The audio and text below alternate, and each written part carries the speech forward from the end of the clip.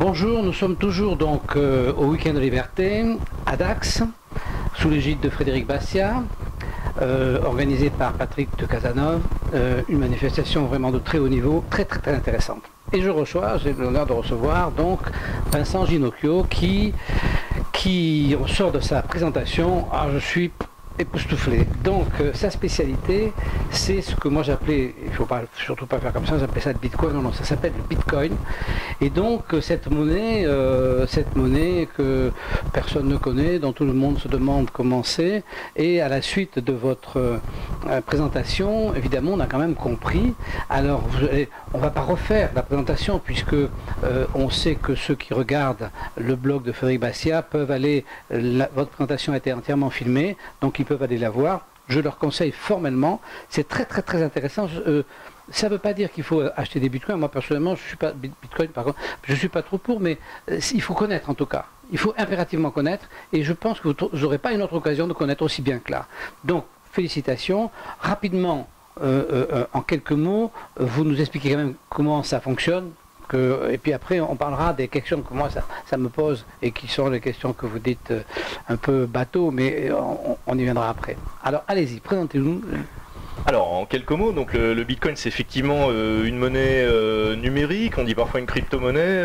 Ça, c'est pas du tout révolutionnaire, puisque dans l'euro, le dollar sont déjà en grande partie des monnaies numériques. Mais ce qui est vraiment spécifique, c'est que c'est une monnaie totalement décentralisée. C'est-à-dire qu'il n'y a aucune autorité centrale, aucune société privée qui contrôle l'ensemble. Et donc, ça permet derrière de faire des choses extrêmement intéressantes. C'est-à-dire qu'on ne peut pas empêcher quelqu'un de rentrer dans le réseau et de faire des transactions en Bitcoin dessus.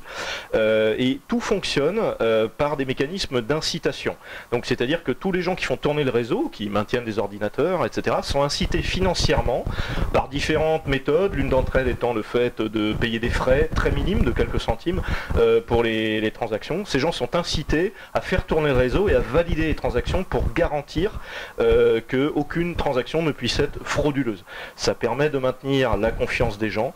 La confiance des gens est également maintenue par d'autres mécanismes, notamment le fait que l'émission monétaire est conçue de manière à diminuer avec le temps, et elle est déjà quasiment presque stable aujourd'hui. Ce qui a une conséquence importante, c'est que la monnaie est intrinsèquement déflationniste. Ce qui ne veut pas dire que le cours est forcément stable, en tout cas pas à ce stade, c'est trop tôt. L'offre de monnaie est quasiment stable aujourd'hui, intrinsèquement. En revanche, la demande est énorme, puisque vous l'avez dit, la plupart des gens aujourd'hui ne connaissent pas le Bitcoin, et donc aujourd'hui on a entre 5 et 10 millions de personnes seulement sur Terre qui l'utilisent. Ce nombre ne peut qu'augmenter a priori, ce qui va faire augmenter le cours pendant encore un bon moment, probablement avant de se stabiliser, mais ça l'avenir nous le dira. Alors, donc on a compris que la pratique de la mise en œuvre n'était pas si compliquée que ça. Non. Puisqu'on a des moyens avec un téléphone de manière assez aisée, d'une part d'acheter des bitcoins, d'autre part après les échanger avec ceux qui les acceptent. Effectivement, vous l'avez dit, 5 millions d'utilisateurs pour 7 milliards d'êtres humains, il y a de la marge, il n'y a pas de doute. Alors, la question qui vient sous le sens, c'est qu'il a été très intéressant. Vous aviez deux professeurs face à vous, dont un qui a posé, dont j'ai mangé le nom, qui a posé la question, enfin qui a donné la réponse d'ailleurs, qui a dit il ne s'agit pas d'une monnaie, il s'agit d'une communauté. On peut le définir comme ça. Oui. Je crois que c'est une définition qui m'a beaucoup marqué, parce qu'après, le professeur Salin, lui, a amené le deuxième argument, disant mais pour qu'il y ait une monnaie, il y a un élément, c'est qu'il faut qu'il y ait une contrepartie.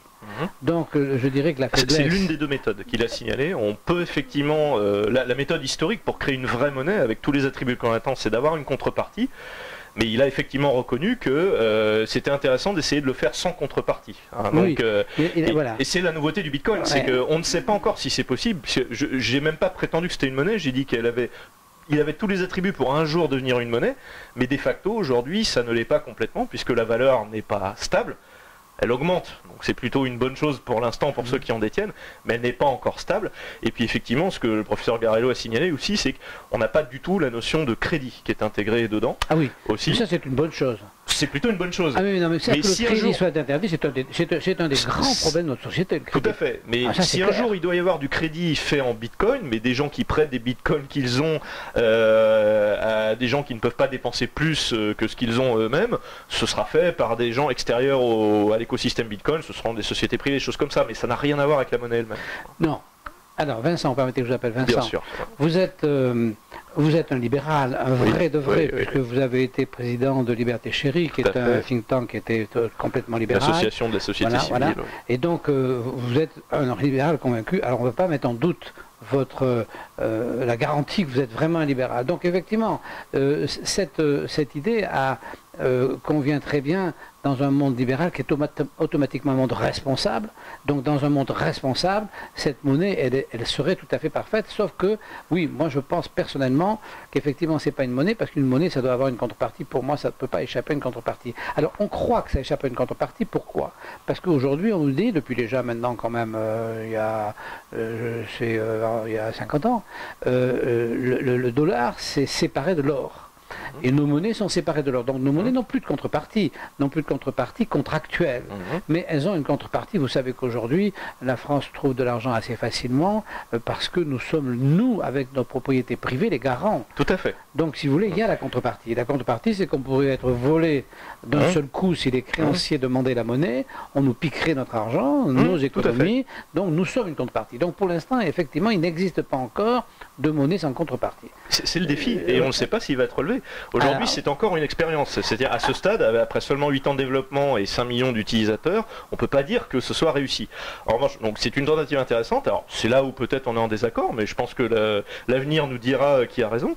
C'est que ce qui remplace la contrepartie dans l'écosystème Bitcoin, c'est un jeu de mécanismes d'incitation à faire fonctionner le réseau, et qui permettent de donner confiance à ceux qui souhaitent l'utiliser. Parce qu'encore une fois, la contrepartie sert à quoi en dernière analyse?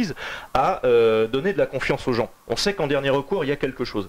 Donc, sans cette confiance, de toute façon, rien ne marche. Et donc, le problème, l'enjeu du Bitcoin, et on ne sait pas s'il est pertinent, c'est d'arriver à créer cette confiance sans la contrepartie. Et donc, cette confiance, elle est créée, aujourd'hui, elle est remplacée par des mécanismes d'incitation. Moi, je crois que je suis assez d'accord sur le fait que la confiance pourrait exister. Alors, est-ce qu'une monnaie peut exister sans confiance? Moi, je suis convaincu que non. Hein. Tout à fait. Mais la confiance, on l'a plus dans nos monnaies. Donc, si vous voulez, on l'a plus. Enfin, nous, on est persuadé que l'euro vaut rien. On continue quand même à faire nos transactions en euros. On n'a pas le choix, puisqu'on a besoin d'avoir une monnaie. Donc, la notion de confiance, elle serait plutôt plus forte que notre monnaie, parce que votre Bitcoin, l'avantage qu'il a, c'est qu'il a comme richesse la richesse des gens qu'il possède. Tout à fait. Puisqu'il n'y a pas de crédit. Donc il a, mais alors où il a à mon avis une difficulté, il a à mon avis un problème, c'est que il évolue, sa valorisation évolue, non pas en fonction des autres monnaies, ce qui est normal, mais en fonction de lui-même. Ça c'est un peu angoissant. C'est là qu'il y a un problème. Je le dirais différemment, il évolue pour l'instant, parce que, encore une fois, on est dans une phase de démarrage, une phase qu'on peut qualifier de bulle, j'accepte tout à fait le terme, mais une bulle, on sous-entend qu'elle peut éclater. Et ça, par contre, je le conteste. C'est-à-dire que, aujourd'hui, clairement, vous avez beaucoup trop peu d'utilisateurs potentiels par rapport à la population mondiale qui l'utilisent effectivement. Donc aujourd'hui, il est soumis. Sa valeur ne vient pas de lui-même, elle vient de la confiance qu'il inspire, certes, mais elle vient aussi, pour l'instant, de l'offre et la demande. Ça ne sera pas toujours le cas. C'est-à-dire qu'aujourd'hui, l'offre est quasiment fixe, puisque les mécanismes de création monétaire empêche que la masse monétaire augmente de façon trop importante aujourd'hui, elle n'augmentera quasiment plus maintenant, mais la demande ne peut qu'augmenter aujourd'hui et dans les années qui viennent. Ce qui sera intéressant, si le Bitcoin survit jusque-là, mais encore une fois c'est une expérience, c'est de voir, une fois qu'une grande partie de la population mondiale l'aura adopté, est-ce que le prix va arriver à un équilibre? C'est ce qui s'est passé pour d'autres monnaies, c'est ce qui s'est passé pour l'or, c'est ce qui s'est passé pour l'argent, mais aujourd'hui il est beaucoup trop tôt pour le dire. Voilà. On a déjà été pas d'accord tous les deux, l'argent et l'or ne sont pas de la monnaie, l'argent et l'or sont une garantie d'une monnaie. Si on veut. Ça a été de la monnaie à un moment donné, mais il y a déjà longtemps que c'était plus une monnaie. Quelles sont les caractéristiques qu'on met dans la monnaie, je suis d'accord. Bon, voilà. Ok, oui. Non, je conseille vraiment à ceux qui ont la gentillesse de nous regarder d'aller sur le site Frédéric Bastiat et de regarder la conférence parce que c'est très détaillé. Vincent explique très très bien comment ça marche et la simplicité avec laquelle ça marche. Il explique parfaitement les risques. Je veux dire qu'il n'y a pas de surprise. Il n'y a pas de surprise, effectivement, il y a un pari. Moi, c'est vrai que c'est un pari que je ne vais pas faire, parce que ça m'ennuie un petit peu l'absence de contrepartie, ça m'ennuie l'instabilité momentanée de la valeur intrinsèque de la monnaie, et non pas de la valeur par rapport aux autres monnaies. Donc ça me gêne un petit peu. Maintenant, ça me passionne. Parce qu'effectivement, je suis curieux de voir en tant que libéral, si vraiment ça arrive à marcher, mais alors c'est complètement extraordinaire parce que dans un monde qui est de moins en moins libéral, si on voit évoluer, grossir et grandir une monnaie libérale, c'est que quand même il y a un divorce entre ce que nous font vivre les politiques et ce que pensent les gens. Parce que si cette monnaie marche, c'est que les gens ont quelque part dans leur conscience humaine envie de libéral.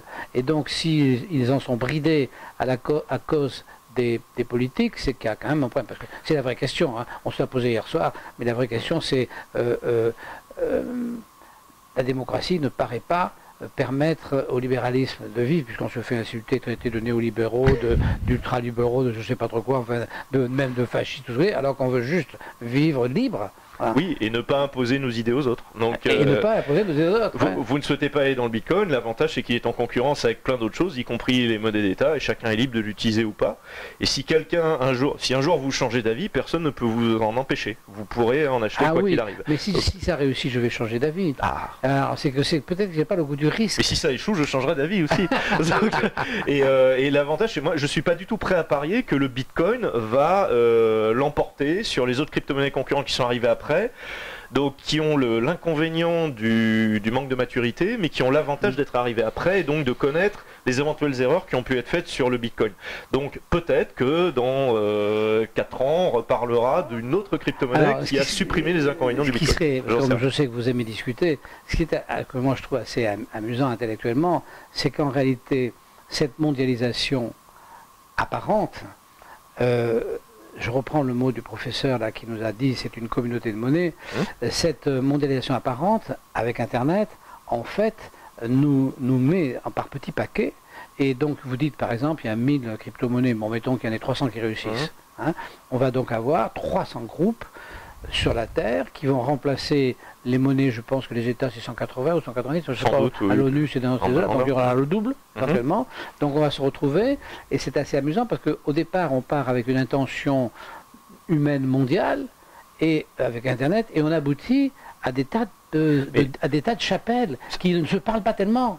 C'est vrai, et c'est étrange cet avenir d'Internet. Et curieusement, peut-être, ça ne me dérange pas tant que ça, puisque pour moi, il n'est pas tellement important que le Bitcoin réussisse, il est important qu'il soit en concurrence avec d'autres.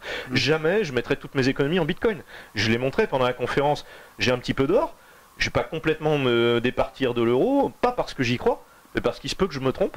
Et donc il est important de diversifier les risques, de diluer les risques. Et pour moi, ce qui est vraiment important, c'est la concurrence des monnaies, c'est ce qui va les forcer à évoluer les unes par rapport aux autres. Et je ne pense pas qu'à terme, ça peut arriver, mais je ne pense pas qu'à terme il y en aura vraiment 300. Je pense qu'il y en aura vraiment que quelques dizaines qui seront vraiment utilisées. Mais il n'y en aura pas une ou deux crypto-monnaies. Il y en aura, c'est beaucoup trop peu. Les gens n'ont pas les mêmes besoins. Certains, je l'ai un peu cité, certains s'intéressent en priorité à l'anonymat des transactions, mais pas tellement à la conservation de valeur. Et donc ça existe déjà. Vous avez des crypto-monnaies qui sont spécialisées là-dessus, mais qui sont moins performantes que le Bitcoin sur d'autres aspects. Voilà. Ceux qui utilisent la monnaie pour préserver le capital font une erreur. C'est pas l'objet de la monnaie. Parce que la monnaie, c'est fait pour juste le laps de temps entre deux transactions. Donc si vous voulez, si on veut préserver son capital, il faut le transformer en produit qui préserve. Effectivement, l'or, les diamants, les peintures, le vin, la terre, mais la monnaie elle-même, c'est pas son objectif. C'est pas fait pour ça. Disons que c'est une question de définition, c'est-à-dire que tous les auteurs ne mettent pas exactement les mêmes fonctions dans la définition de monnaie. Je dirais qu'on n'utilise jamais toutes les fonctions qu'on pourrait mettre dans le mot monnaie en même temps. On les utilise à tour de rôle. Donc si vous voulez sortir la définition réserve de valeur de la monnaie, ça me dérange pas du tout. D'ailleurs, je crois avoir montré dans l'exposé que aujourd'hui le contrat réserve de valeur n'est pour l'instant pas rempli avec le Bitcoin. On l'a bien dit. Tant que l'offre et la demande ne s'équilibrent pas un minimum, on peut pas le dire sérieusement. Mais on peut très bien considérer que si vous ne voulez pas appeler le Bitcoin une monnaie, communauté de monnaie me va très bien, hein, c'est un terme adéquat, effectivement. J'ai trouvé ce terme intelligent. Tout à fait, moi j'y avais pas pensé, je pense que c'était un apport intéressant, je le réutiliserai. J'ai trouvé très intelligent, Et donc la fonction réserve de valeur, aujourd'hui clairement elle n'est pas là, mais rien n'empêche dans le futur, lorsqu'un équilibre se sera fait sur le long terme, qu'elle existe. Et je pense qu'on ne peut pas le savoir à l'avance. Le processus de découverte permanent qu'est la concurrence, c'est quelque chose qui ne peut pas être remplacé par la simulation ou le raisonnement. C'est évident que le principe même du libéralisme, c'est la concurrence, c'est d'accepter dans l'économie la concurrence, c'est une évidence. Et la concurrence que les États ne veulent pas et que les capitalistes s'efforcent d'éliminer par le monopole. Et le libéral, donc, n'est pas capitaliste. Le libéral est libéral, rien à voir, bien sûr. Eh bien, écoutez, Vincent, en tout cas, merci de ces quelques mots complémentaires. Je conseille vraiment aux personnes qui nous regardent de regarder, c'est très important de regarder cette conférence. Moi, ça m'a beaucoup plu, beaucoup intéressé, et ça nous ouvre un horizon dans lequel, effectivement, vous êtes quand même très compétent. D'ailleurs, ça a été reconnu, y compris par les professeurs qui étaient là. Donc, félicitations. Merci à vous. Merci, à bientôt. Au revoir.